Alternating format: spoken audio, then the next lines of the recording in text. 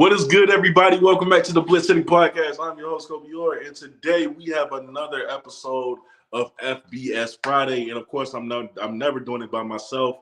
I got my guy Blue with me from the Blue Bloods Podcast and FCS Sports Central, and of course, we got my guy Jason Watkins. All right, Jason. Bro. I knew this was coming. I'm just telling you, take my medicine this week. I don't want to do it. I don't want to do it to you, bro.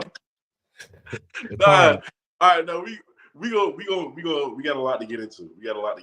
Yeah. Let's start light though. All right. I really want to address. You gotta do it. No, bring it up. It's all right. No.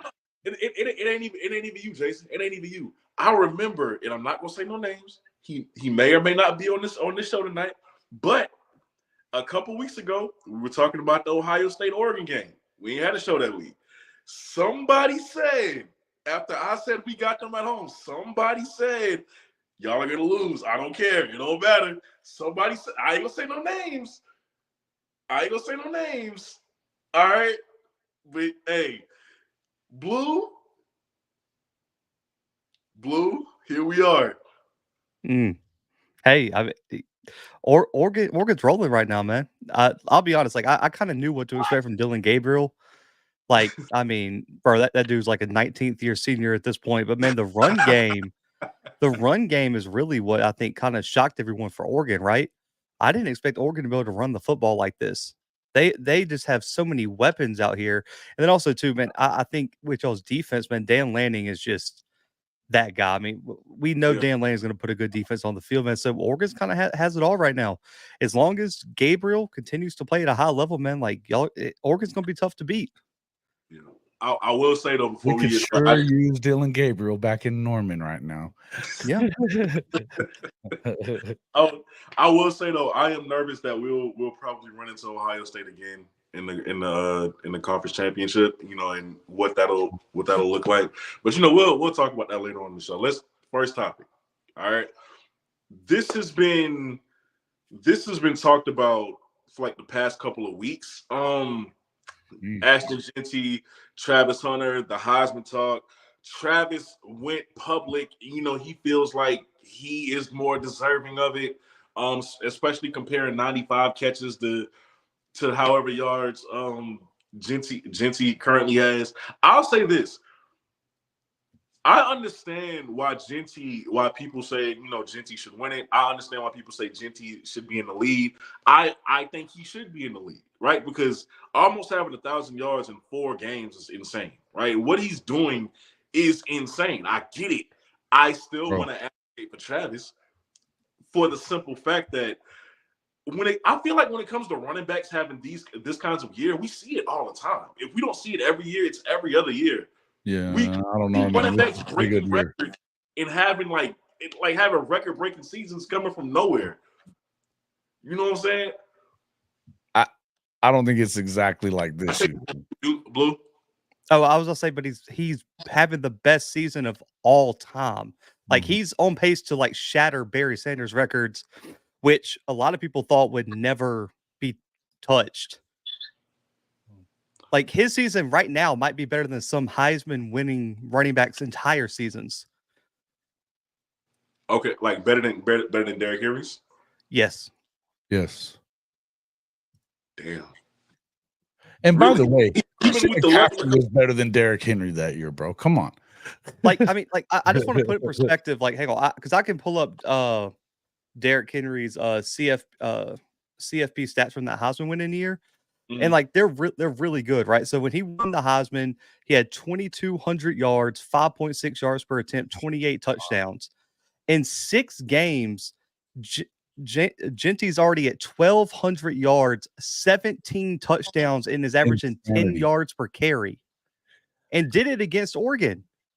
He did. He had a great game against Oregon, but the problem is the Mountain West. You know what I mean? They're just not playing enough really good teams. I think they'll find a way to screw it up. If Travis can stay healthy, in which is a question at this point because he plays so much, right? But I think you haven't seen anybody do this either. No. You know what I mean? I mean, Travis is, I mean, he's catching a touchdown and getting a pick in every game that he plays in. I mean, he's definitely the best player on the field every time he steps on the field. And it's insane. It's insane what CU's doing. I was not expecting this. And that's the thing. I'm not mad at Genty being in the league. I get it. But what would Travis have to do to even surpass that? Is there anything he can do? Oh, I don't. If he has so. 1,000 yards receiving and what, Yeah. 6-7 interceptions, he wins. Yeah. Yeah, it had to be something like that. I mean, because the problem with Travis is missing a game already and being limited in another one. He already was going to be behind on stats. Because I understand it shouldn't just be a purely statistical award, but I do think stats matter at a point, right? You have to hit certain benchmarks. And the problem is, I don't know if Travis is going to be able to hit them. That's the question. And also, go ahead. I was just gonna say though, I wouldn't keep Cam Ward out of this thing just yet. That's where I was going to. I think Cam Ward might have an argument for number one right now as well. Mm-hmm. Okay. All right. Next topic then, right? Since we're talking about quarterbacks. Grayson McCall, Blue, that you know, I know you were a big fan of him. You could mention it like last year. Grayson McCall transferred from Coastal Carolina to NC State. Had a lot of concussions, and he just announced that he's medically retiring from football. And it kind of sucks to see that, right? Because like he had such a great career, and I didn't think he was going to be like a world beater in the NFL, but I wanted to see him get there. I wanted to see what he would look like in the league. I wanted to see him for a full season at North Carolina State, but it's unfortunate that it has to end like this. What was your reaction to Grayson McCall announcing his retirement? Just hate it for him, right? I mean, especially because like this was finally his opportunity to kind of step into the spotlight. Because I mean, I really don't think people realize like what he was doing at Coastal Carolina. Because they just kind of exploded onto the scene, and it was a lot due to him being so good so quickly. And the fact that he won, I don't think people realize he won 3 consecutive Sun Belt Conference Player of the Year awards. Only person in history to do that, and holds the school record for total touchdowns, touchdown passes, and passing yards. He threw for over 10,000 yards at Coastal Carolina and was leading them to New Year's 6 consideration, top 25 consideration, when that program should never have been competing at that level. So I just hate it for the kid, man. But I will say I am glad that he's taken his future health into account, man, because we've seen way too many guys go back out there and get severely hurt. And it could have got to a point where we ended up seeing him getting carted off the field, and really, really concerned for his health, man. So I'm hoping he's okay. But listen, man, this guy is, I believe he's a grad guy, has a grad degree from NC State, or is about to, so he'll be okay. But man, I just hate to see players that were so great not be able to finish out their careers.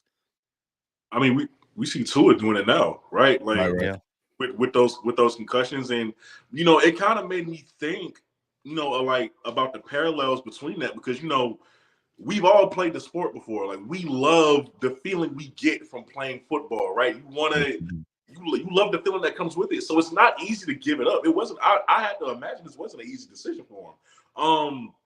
And I kind of think about what was that guy's name of West Virginia who had the same concussion problems? Trinket. Oh yeah, he's the.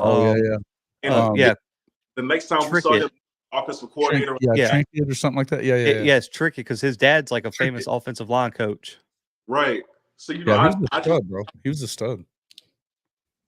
I don't know, man. I hate to see it for him, but like you said, I'm glad he chose himself, because a lot of people would choose the glory. Like they would choose the glory of playing football over, their health. And this game doesn't last forever, man. So, that sucks. It sucks for him though to have, everybody coming in. I think I had NC State as one of those dark horse teams to really play very well in the ACC, and obviously they haven't done that. But it's because they've gotten him killed. You know what I mean? It's just been getting him beat to death. And I don't know what happened there. But, yeah, because you started watching him. I didn't watch him at first. I remember when they played BYU that year, and BYU was undefeated with Zach Wilson. I mean, they were really good, right? And then, but they stuck it to him. They stuck it to him in that game. And then I remember that one. And then I didn't really think about him again until maybe a couple of years later. And he was still lighting it up, man. I mean, that guy was something else. So to kind of get your shot, and seems like he was one of those guys that was just kind of an under the radar kid, anyway. So you have to fight your way to that point, and then you get to Division I and, in a good situation, and it just turns out to not be a good situation. That sucks. Football. Yeah, it's the unfortunate side of it. All right. Last week. Yes, I know these rankings are no longer accurate, but it was at the time last week, so that's why they're up here. Number 6, Miami. All right. Played Louisville. Was a high-scoring affair, 52-45. Miami, Cam Ward is definitely getting, Cam Ward looks great, right? But I do worry that Miami is starting to, it's getting a little too close. It's been getting a little too close for a little while now. You know what I'm saying? I don't really like the direction it's headed. What was y'all reaction to that game? I mean, I'm with you where I just think I'd give Miami credit for this. They keep finding ways to win, man, because we see a lot of these top teams, Texas, Georgia, Bama, LSU, Ole Miss, man, they keep finding ways to slip up. And so the only other team that's really found ways to win constantly is Oregon. Right now, Penn State hasn't played anyone, so I'm not really going to include them in this conversation yet. They'll slip up eventually. USC? Come on now. Yeah, USC is USC. Lincoln Riley's gonna be gone after this year. But I think, guys, I don't know how y'all feel. Cam Ward is going to take this team as far as he wants to. As soon as he has a bad game, the roller coaster ends for this team. That's really what it comes down to. Is they're going to go as far as Cam Ward takes them. And right now, Cam Ward is playing some of the best football in the country. And also, too, they have a solid run game, man. Martinez and Fletcher can tote the rock. It's just their defense has just been way too inconsistent for me, and that's something I think is going to catch up to them. Right. Yeah, I mean, and we know that, not for nothing, but Mario Cristobal has found ways to lose in the past. So for them to be finding ways to win instead is kind of wild. It's kind of feel like you're in Bizarro world right now, but but I do think that I really like Cam Moore, dude. That guy is unreal good. I think that I think if I was gonna choose a Heisman winner right now, it's got to be him, because I can't see Travis holding up to to that many plays, and I don't know that Genty can keep going like that throughout the year. I just don't know. I mean, again, he is playing in the Mountain West, so maybe, but I don't know, man. It just feels like if Miami is back in a even just an ACC championship situation, which it looks like they should be. Yeah, he's probably going to win it because he's been great. He's had some Heisman moments, It's always about the moment these days, and it's a quarterback freaking trophy damn day. So and Travis is going to lose votes to Shador. I think so. And Shador has been fantastic, by the way. For sure. We shouldn't say anything about just Travis, because Shador has been fantastic. I think the fact that, ironically, Colorado has been kind of quiet, it's been working out for them. It's probably kind of why they're sitting at 5-2. It's been working out. You know what I'm saying? Hopefully they can stay that way. Indiana. How does that happen? Wait a minute! Don't run away from that for a second. How the hell did they get quiet all of a sudden? I haven't seen them in the headlines as much. I'm gonna be honest. I read something in the Athletic saying that it was like quiet CU is why. I do believe that. Just not as much distractions. You're really just focusing on ball. You're one win away from being bowl eligible. They need to keep this up. You know what I'm saying? The flash is cool, but you don't need it as much as you've been doing it. I agree. No, I think that they needed to shut up last year. When they opened their mouth before the Oregon game and got just boat raced, it didn't get better after that. You know what I mean? They should have beaten SC. But I mean, that's weird to me, though. SC's just should be so much better, it feels like. I don't know. Can't help it. I hate Lincoln Riley. You don't miss Lincoln Riley as much as you miss Dylan Gabriel? No. I'm glad that, Lincoln's kind of showing who he is. In the end, look, I really feel like he's stumbling right now, but it was a terrible hire for the LC position. We've been talking about it a ton. I'm almost sick of it, but they made a terrible move getting Latrell. And the stuff that you're hearing about that was going on, I'm not crazy and going to sit here and tell you they're going to go to Ole Miss and win tomorrow. I think they're going to keep it close. I think they cover anyway. And I think that if you just got to see some kind of improvement, but their defense has been lights out. At some point, even the best defenses are going to crumble a little bit when you have 9 straight 3-and-outs and start turning the football over, things like that. Stuff like that, just, it sucks. It's the best defense they've had in 20 years, and it's just being ruined. Okay. I think I remember the third topic that I wanted to bring up too, and I'm gonna just bring this in quickly. I don't know if I'm maybe it's if it's because I'm almost 30, like I'm feeling like an old head, but when I see the belt to ass celebrations, when I see the emptying the clip celebrations with the guns, I don't like it. I'm usually all for the players celebrating and everything, but I don't like it now. I feel like the same way, they've kind of put regulations on like the horns down thing and like how you're not allowed to do that. Outlaw that shit. Outlaw that. Why? Like the South Carolina kid, Dylan Stewart, why are you emptying the clip on a player on the ground? Why are you doing that? It's dumb. I saw the little kid doing that in the line. Running through that was crazy. I was about to say, I don't care about the belt celebration like in college, like that's fine, bro, like because people have been saying that all the time, like the college kids, but bro, to let a little kid walk around spanking you as an adult in the handshake line, bro, the amount of hands to feet that kid would have had to feel for my team, like they would have been running gassers 6-year-olds if they wanted to put hands and feet on that kid. No chance. Facts. That was terrible parenting on the part of that was crazy. Like you got to immediately fight. That's just a respect thing. Yeah. Well, you saw that big old kid. He was the littlest guy too from the one team. Yeah, and sometimes you just got to punk was someone. Huge, and he went after him and he pushed him pretty hard. He was like, "Yeah, dude." That's when you just got to toss the kid. Just that's one of those, like, you guys know, like, because like, listen, we grew up at a different time. You guys remember like those certain events in your childhood that like shaped you as a man. That's got to be one of those moments. Yeah, where you just get like stomped out and it's like, okay, I probably shouldn't do that anymore. Yeah, right. Pop off your mom one too many times and you catch that freaking whatever just flew across the room and whacked you in the head. Yeah, I remember those days. All right, Indiana, mollywhopping Nebraska 7.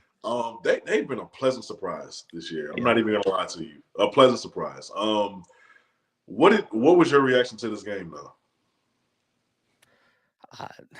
I just think Nebraska was overrated. I'm gonna be completely honest with you. Really? I just don't think they were. Because everyone was touting them as like a college football playoff contender. It's like, bro, that they're not there yet. It's too early to put those expectations on Raiola as well. Like, I don't think he played well. I think he had like 3 picks, but I will be curious about the Indiana quarterback spot with I think Rourke went down, if I'm not mistaken. And so now, without their starting quarterback, what do they look like moving forward? But also, too, man, their head coach can coach his ass off too. I mean, you saw what he built at James Madison. Like, he's a national championship level coach. Right. So, and 2 coordinators that are really good too. Their offense is legit. Yeah, man. Who the hell wins at Indiana? Tom Allen every like 15 years, it felt like. Yeah, you had 8 or 9 wins or whatever. That's winning at Indiana. They're a lot.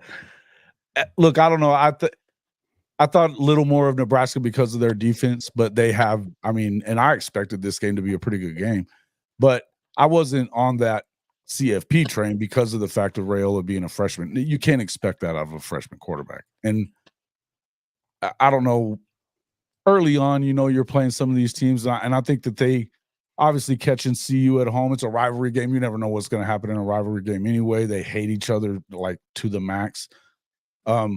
But I think that you've kind of seen them fall back to earth a little bit over the last few weeks anyway, and this one certainly does it. I think that Matt Rule's going to have a really good – I think he's going to get them turned around. I don't think it's this year. And I think this one could send them the other way at this point. So, this is one of those games that you're used to. It's been so long since they've won. Do they really believe in it? And I think that's kind of where USC's at too. We were talking about them a little bit, and I'm busting chops, but – listen, they're losing games to, Maryland and Minnesota, and if they lose tonight to Rutgers, yikes. Yeah. It's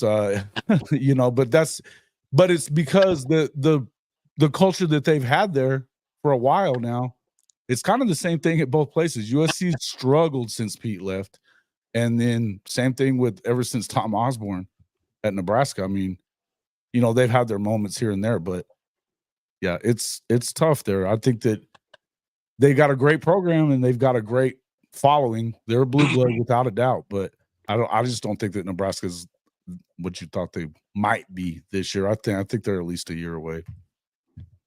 I think it doesn't make Colorado look good either after that loss, but that's true. But Colorado's played a lot better since then.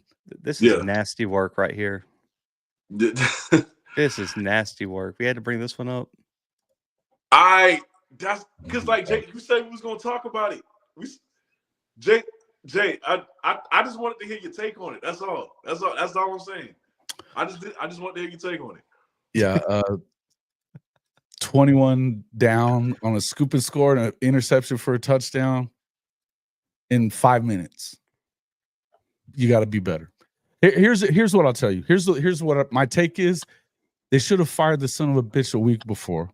Because when you come up with a game plan that has your worst tight end one-on-one with All-American edge rushers. What? Yeah. I didn't even catch South Carolina's D-line is legit, by the way. Yes. Oh, yeah, yeah. I wouldn't put the best tight end in America up against those guys one-on-one. Either one of them. That's how it's incompetency to the max. They've had a lot of injuries along the line, had a lot of injuries. You've got your 5 best wide receivers out, young quarterbacks. There's a lot of shit that's been going on, but you cannot, there's no way to dismiss that. There's no way that you can take up for that and give me a fucking reason why you're not out on your ass at halftime for that shit, and he should have been fired the week before, but it's neither here nor there. Thank God they did it. Now they go and get somebody legit, like maybe your boy there in Oregon. That would be cool. So, that's, I think we'll send you Hugh Freeze for free. Yeah, I don't want him. He actually lost to Oklahoma. So, yeah. I don't know, man. It's so bad. It's so the things that we're finding out too, like it's just, and again, like I said, the defense, they're one of the top teams in the country in turning people over. They've, they're in the 30s and 40s in some of the different, metrics and stuff like that. But a lot of that has to do with the fact they've just been on the field so much. Right. It was weird last week. They still outgained South Carolina in the game, but that you can't have. They actually fumbled the ball 6 damn times. Got sacked 9 times. Good Lord. I mean, look, I don't love the offensive line right now. They didn't do great in the portal, and they've had some injury stuff. But it's scheme. If you can't scheme well enough to like not get sacked 9 times, it's just bad. Yeah. Anyway, they only had 250 total yards and scored 35 points. Yeah, dude. I mean, the only thing that Oklahoma didn't do was turn them over, which is surprising to me. Yeah. Because generally that's what in South Carolina. Look, man, I'm not trying to hate on South Carolina, but they're not good. Come on, they're not good.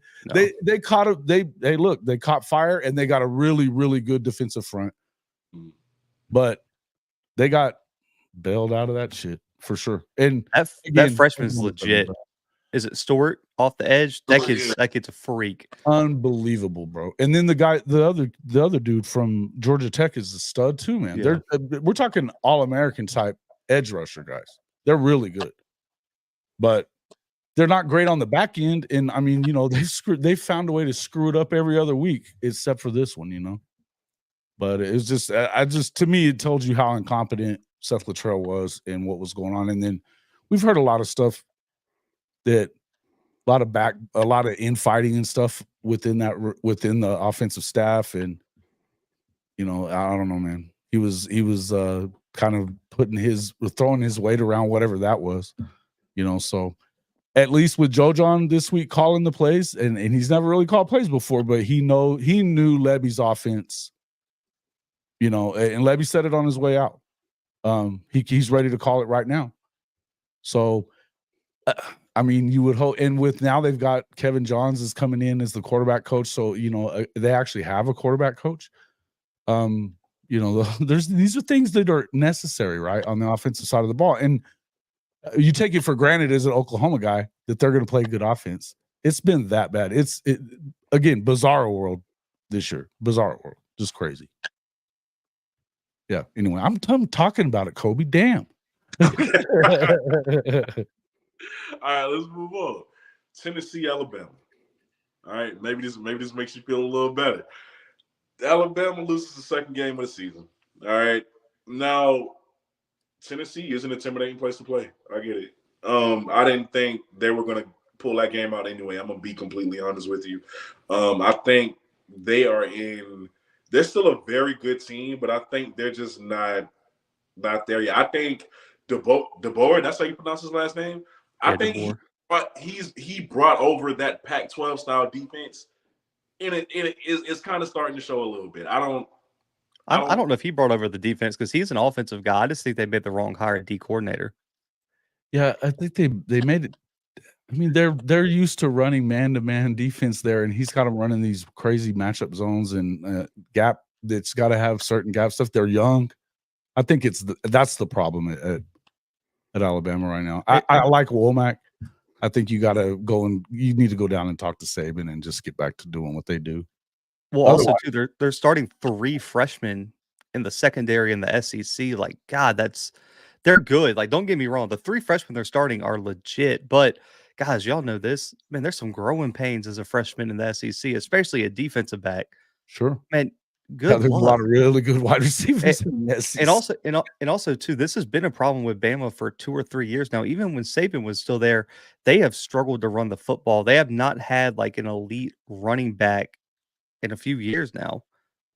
That could really just change the game. I mean, none of their running backs can break the game open. And then also too, I think it's wearing on Milroe, where he feels like he has to go do everything, and now he's playing bad. And if Milroe plays bad, this team isn't talented enough to get out of here with a win. And I think with Milroe's turnovers, and I just think he's losing confidence slowly in his game, and that's the worst thing for Bama. But I will say, that kid Ryan, one player, right? Ryan Williams is the only guy he throws to. God, he's so good too. He is really because he's from my hometown, like where I live now. He's supposed to still be in high school, man. He reclassified. Kid should be playing at Saraland right now, and he might be the best wide receiver in the country right now. Yeah, I mean, well, and you think about, you guys got a really good one there at Auburn too, and Cam Coleman, and then you got Jeremiah Smith at Ohio State. There's some really good freshman receivers, but I think he is the best one. He's in open space. He's just unguardable. Oh, dude, but that freaking play that he made against Georgia. Oh yeah, dude, the physics don't even make sense. I didn't get it. I was like, and also that catch at Vandy, it got overshadowed because they lost. Yeah. That last touchdown catch, man, there's no way he should be able to keep his balance up the sideline going backwards like that. Yeah, but the thing is I think that's also, this is their first year for that coordinator to be calling plays at Bama, and I think that he is a little out of his depth at times. Why you're not running the football? You've got a lot of times where you've got Milroe he's scrambling, but once you're scrambling, it's not the same thing as designed run for a guy like him, right? I think you have to be more design run and I think they got good running backs. They're just not using them. Jam's good. I like him. I think they've got some good players, man. I just don't understand kind of what I know they're a pass happy team, but Jalen Milroe was never going to be an 85% passer or 75% passer if you're going to throw it as much as Michael Penix threw it last year. Yeah. He was passing for 70 last year. They ran the shit out of the ball. You know what I mean? So I like Jalen. Don't get me wrong. I'm not saying anything bad about Jalen Milroe. I think he's absolutely special. I think he's going to be very good. I just don't love him for this offense because I don't think he's a pure passer and they love to throw the football. Right. They were actually saying that even, during that season last year, I think they were still kind of like, not really sold on Milroe like that. There was still criticism, but hey, game of the week though. At the end of the year, he looked good at the end of the year throwing the ball, and he made some throws like the one against. I didn't even bring it up. Actually, I will. The Auburn throw on 4th down, that was insane. But they didn't make him do that all the time, right? I mean, they didn't make him do that all the time. They were going to run the football, and that's Nick Saban's team. They're going to run the football.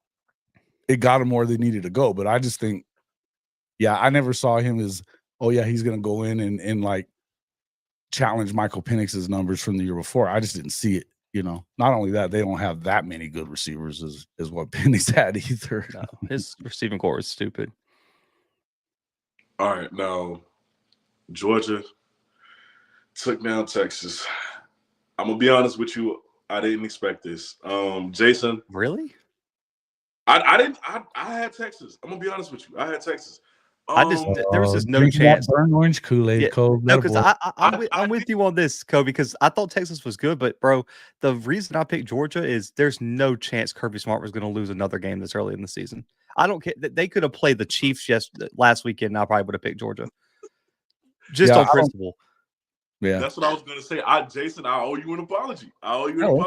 Last show you set up here, you was like, bro, Texas is not what you think they are. And I was like, nah, man, he just saying that, the whole rivalry. You got a bona fide quarterback controversy. Or wait, no, you don't. Yes, you do. It's a thing. It's gonna be a thing. It shouldn't be. It's so crazy that it's a thing. Except for you see Quinn, and you've seen Quinn do this this is his 3rd year there. He's not a consistent guy. He's not above getting rattled. It happens. I'm telling you, this is not going to be the last time this happens. In fact, they're going to lose to A&M. Mike Elko was the right hire there. I still think that A&M is A&M, but Mike Elko was the right hire there. And they're loading up, and I think Colin Klein's doing a great job with that offense too. But they're going to lose that one. They could lose tomorrow. If Texas, I think they're a lot better up front than I gave them credit for. They're definitely better than I gave them credit for. They're still not as good as they were a year ago up front. And a guy like Diego Pavia, he's going to give them hell tomorrow. He's going to give them hell tomorrow because he is a threat, and he's just a player, though. I mean, the guy's just a winner. But because he can run the way he can, he's going to put them into situations where they're going to be in a dogfight. I don't know that they lose the game. I think that they definitely should be able to cover, 18.5 or some shit like that. So, but I wasn't surprised in the Georgia thing either. They came in in 8. I'm not sure what I think about Georgia overall. I knew they were winning this one though.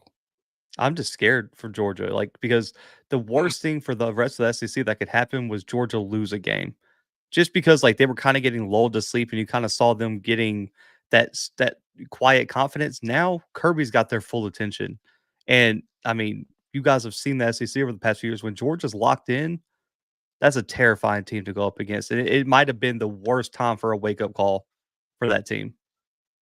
And I mean, Carson Beck didn't even play very good. Yeah, he played terrible. 3 picks. Mm-hmm. But Travis Etienne is coming along now. I mean, and the fact that killing it. The fact that Georgia's starting to kind of find their rhythm on the ground, God, that offense is gonna, because we know what they are going to be defensively, right? They're going to be super aggressive, and they got athletes everywhere. And also, too, they're kind of banged up in a few positions too, so they haven't even got fully healthy. And so that's the real scary part, is that they could be better down the stretch. But I think this was more about Georgia than it was Texas. I still expect Texas to be good. They're talented, but I do think it was just a bad matchup when you look at what Georgia does well compared to what Texas does well.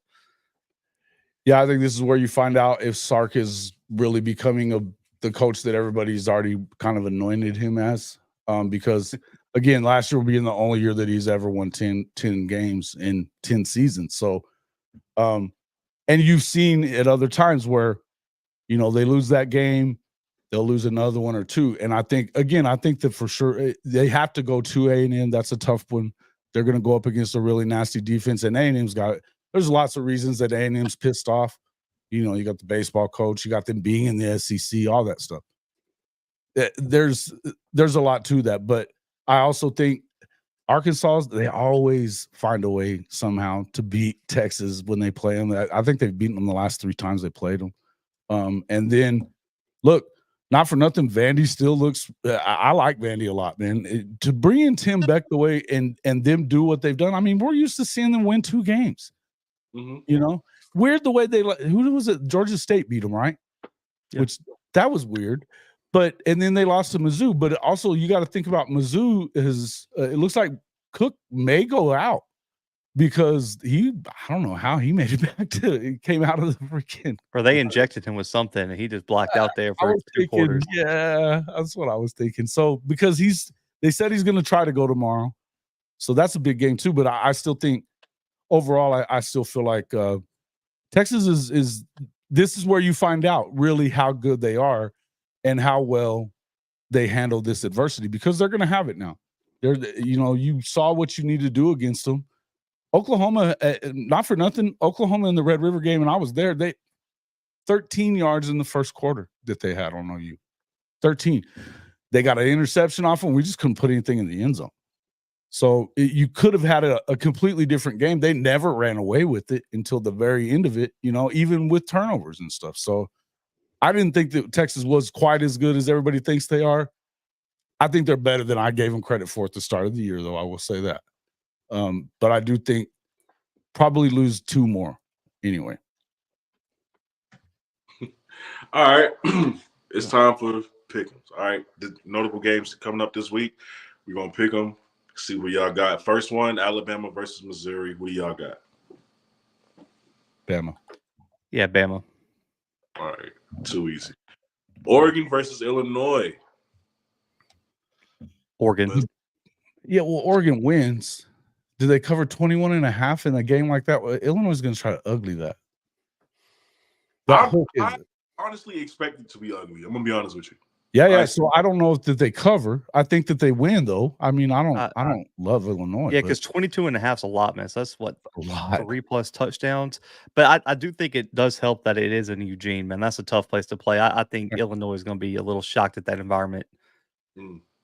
I'm at the point in the season now where I just want to win. I don't care how it comes. I'm gonna be honest with you. I don't care if it's pretty. I just want to win. They look good, man. They look good. Yeah. LSU, Texas A&M, the big one. I'm gonna go A&M though. I'm gonna go A&M. This is such a good game, man. I'm kind of torn on this game because I can make an argument in my head for either way, but because it's in College Station and A&M's been running the football so well, I'm gonna go A&M. Yeah, you gotta expect that Brian Kelly's gonna screw it up somewhere. And they've had really good games with A&M. I think this is probably that one.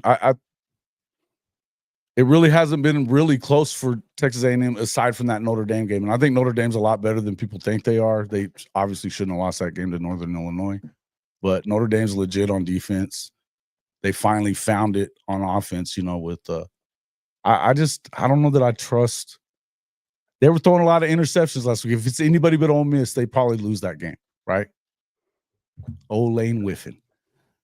All right. I forgot to put this one in, but Navy, Notre Dame. Notre Dame. Really? Yeah. The Cinderella story ends. I like Navy, but not against Notre Dame. They're not playing people like that. No. All right. Oklahoma versus Ole Miss. Ole Miss. They're not going to cover. 22.5 though. 22.5. Give me OU. For 20. It dropped down. It dropped down to 19. Okay, we'll still give me OU. I think they. Yeah, they find a way because I think that they can turn them over. You know, we know you don't really need a whole lot of help to do that. I don't know what they do scoring wise, but I think that just having even just a plan. Just have a plan this week. 14 points ought to keep you within that spread for sure. I'm not picking them to win. Plus, Oxford's not a tough place to go and play. It isn't? No. Okay, cool. It's 11 a.m. kickoff too. Yeah, there is that.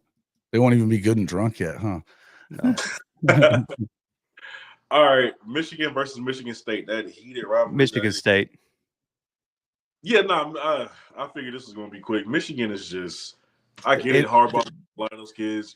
They're down their starting quarterback too, if I'm not mistaken. They're starting that kid who started at the beginning of the year, the Davis Warren kid. They can't throw it from, here across the room. I'm taking Michigan State. Yeah, me too. I like Jonathan Smith. I didn't expect them to do very well right off the bat, but they've played better than I thought they would. I like Jonathan Smith. Yeah. All right. Overreaction versus overreaction. I mean, overreaction versus not overreaction. In the show, we only got 2 tonight. Number 1, Vandy gets another huge upset versus Texas. Not an overreaction. Not an overreaction. I think they get it done here. Hey, listen, I told you they're going to lose 2 more. This could be one. They are at home. I mean, it could be a get-right game for Texas too. But I mean, I don't think it's an overreaction to believe that they're going to be in this game. And this game at the end. So they can compete, but bro, like I just find it very hard that they're going to knock off another top 10 team. It just seems if they do, then is Texas really a top 10 team though? I mean, come on. Yes, they are. Yes. No, they're not. No, they're not. But the brand has finally returned. Fuck your brand. Shout out to Uni Kuno. NCAA eliminating the national letter of intent to make signing day more exciting than ever instead of the opposite. Because a lot of people didn't really like that idea. I don't think it's really going to impact it much. Probably an overreaction, I'm assuming. Yeah, I don't know. I really hadn't paid that much attention to this. I don't know that it matters, right? I was reading the article. It's not as simple as just not signing a letter. I think you got to lock in somehow, somewhere, right? But the truth is, the letter of intent didn't mean shit anyway. Yeah, they could still get out of it. Yeah. I don't know. They just hit the portal a month later. Yeah. All right, hey, there y'all have it, man. That was episode 5 of FBS Friday. All right, thank y'all so much for tuning in. All right, again, Blue, appreciate you. Jason, appreciate you. Please, man, thanks for having me. A lot of y'all came here with Jason, so y'all already know the Hall of Fame Sports Podcast. All right, but for those of you who don't, the Hall of Fame Sports Podcast is where you should subscribe to. Also, the Blue Bloods. All right, if you ain't come from here from Jason, I know you know who Blue is. Blue. All right, subscribe to the Blue Bloods Podcast. We'll catch y'all next week. All right, we out. Hopefully we can have everybody for that show. See y'all next time. We out.